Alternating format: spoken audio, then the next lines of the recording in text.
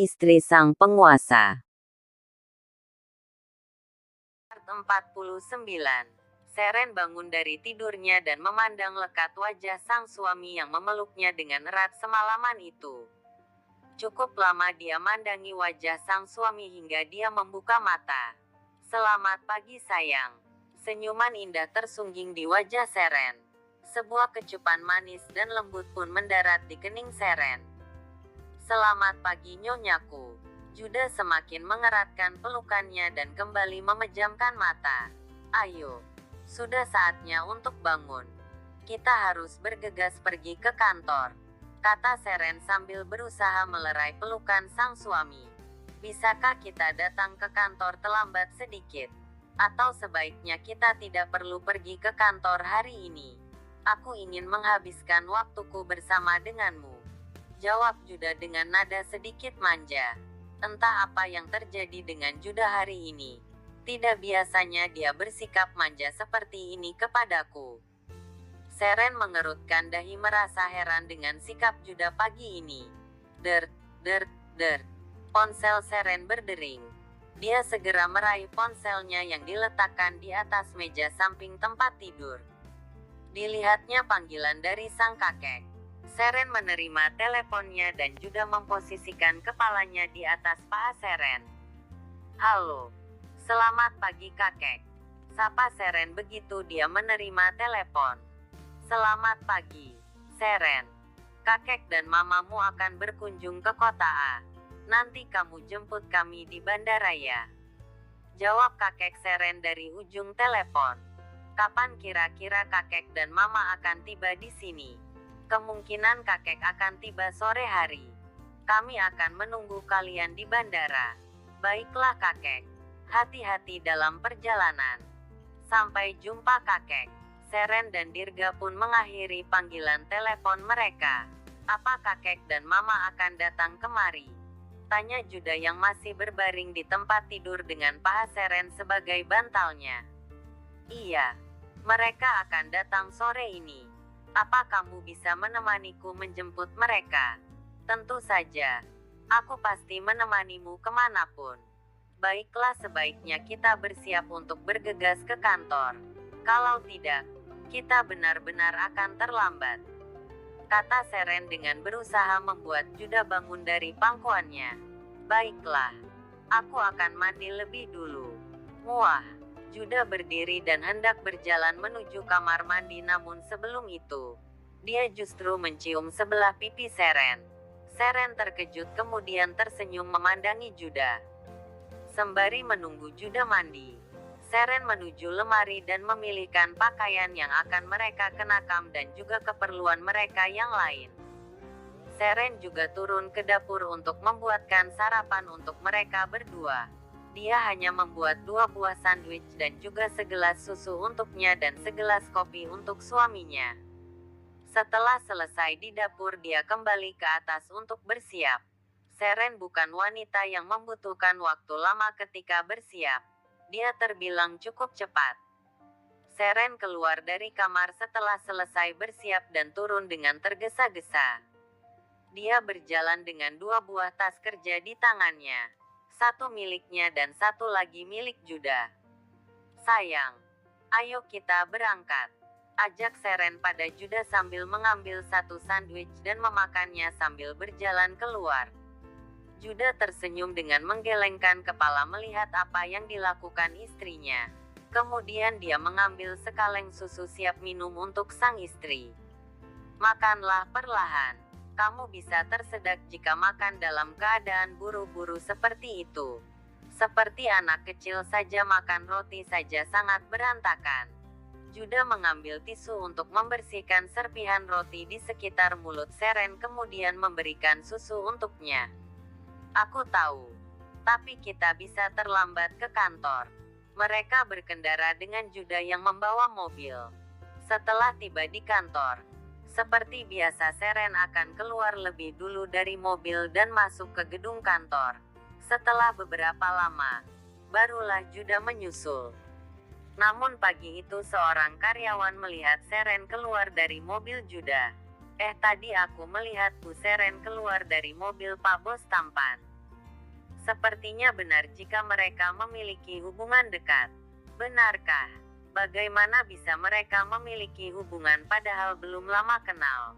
Bu Seren pakai pelet apa ya sampai Pak Juda yang tampan dan kaya mau sama dia? Harusnya kita belajar dari Bu Seren bagaimana caranya merayu lelaki sekelas ikan kakap. Set. Ada Pak Juda. Selamat pagi Pak. Karyawati yang tadinya sibuk membicarakan Seren seketika diam ketika melihat kedatangan Juda. Mereka pun serempak menyapa Juda. Juda yang sempat mendengarnya tidak ingin lagi mempermasalahkan hal itu. Hah, pagiku yang indah menjadi rusak karena lalat pengganggu. Aku tidak akan membuat perhitungan sekarang. Jika memang sudah melampaui batas, barulah aku akan bertindak. Gumam Juda dengan terus berlalu melewati karyawan yang bergosip dengan menghela napas panjang. Seren juga tahu desas-desus yang berada di kantor, tapi dia tidak melakukan apa-apa. Oh, mereka tidak tahu apa yang sebenarnya terjadi. Sore hari pun tiba. Juda menunggu Seren di dalam mobil setelah jam pulang kerja. Setelah pulang kerja, mereka tidak membawa Henry sebagai supir. Mereka memintanya untuk pulang lebih awal. Setibanya di bandara, mereka langsung menunggu kakek Dirga dan mama gadis di tempat kedatangan penumpang. Tanpa menunggu lama, terlihatlah kakek Dirga dan gadis yang berjalan bersama. Mereka ditemani dua orang pengawal yang membawa barang mereka. Kakek, mama, Seren berteriak dibarengi lambaian tangan seraya menyambut mereka. Kakek, aku merindukanmu. Bagaimana kabarmu? Apa kakek baik-baik saja? Seren seketika berhambur di pelukan sang kakek begitu jarak mereka dekat. Kakek baik-baik saja. Biar kakek lihat. Apa kamu bahagia setelah menikah dengan Juda? Kata sang kakek berbicara dengan senyuman yang ramah dan melerai pelukan Seren. Kemudian menatapnya dari ujung rambut hingga ujung kaki.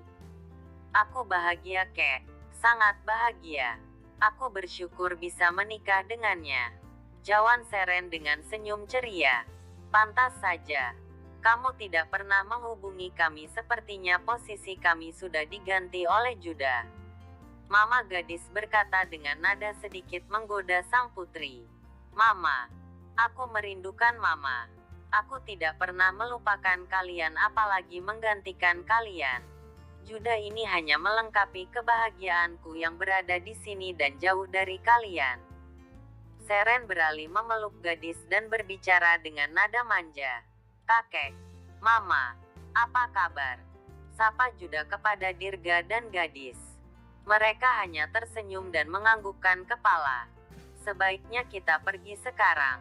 Kita akan pulang ke rumah utama, kata Dirga dengan penuh wibawa. Meskipun dia sudah berumur, namun kewibawaannya tidak hilang sama sekali. Aura kepemimpinan masih tetap terpancar darinya. Gadis sendiri begitu cantik. Wanita parubaya itu tetap menjaga penampilannya. Hanya nampak sedikit kerutan di sekitar matanya. Tampak jelas kecantikan Seren diwariskan oleh ibunya. Mereka pun mulai berjalan keluar dari bandara.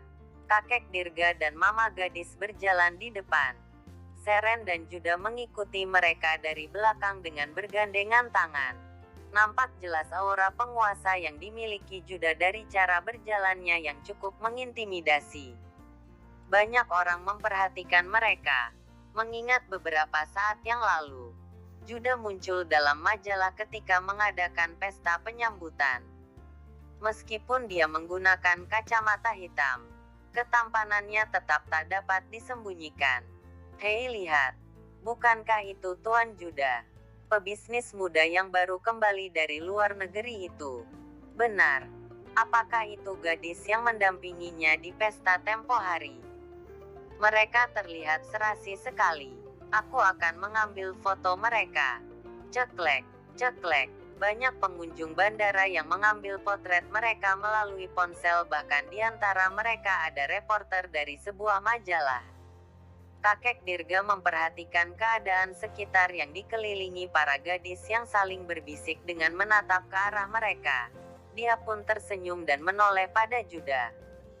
Juda, sepertinya popularitasmu di sini mengalahkan selebriti ternama, kata Dirga dengan sedikit senyum kepada Juda.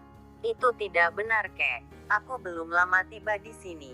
Mana mungkin aku bisa mengalahkan para selebriti itu? Jawab Juda dengan santainya.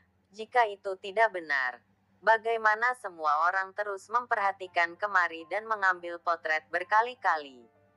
Juda menoleh kepada Seren dan tersenyum manis. Seren membalas senyumnya seraya berbisik kepada sang suami. Meskipun banyak wanita yang melihatmu, tapi kamu tidak diizinkan memperhatikan wanita lain selain aku, kata Seren dengan nada sedikit mengancam dan senyum sinis. Tentu saja nyonyaku. Tidak akan ada wanita lain yang aku perhatikan selain kamu.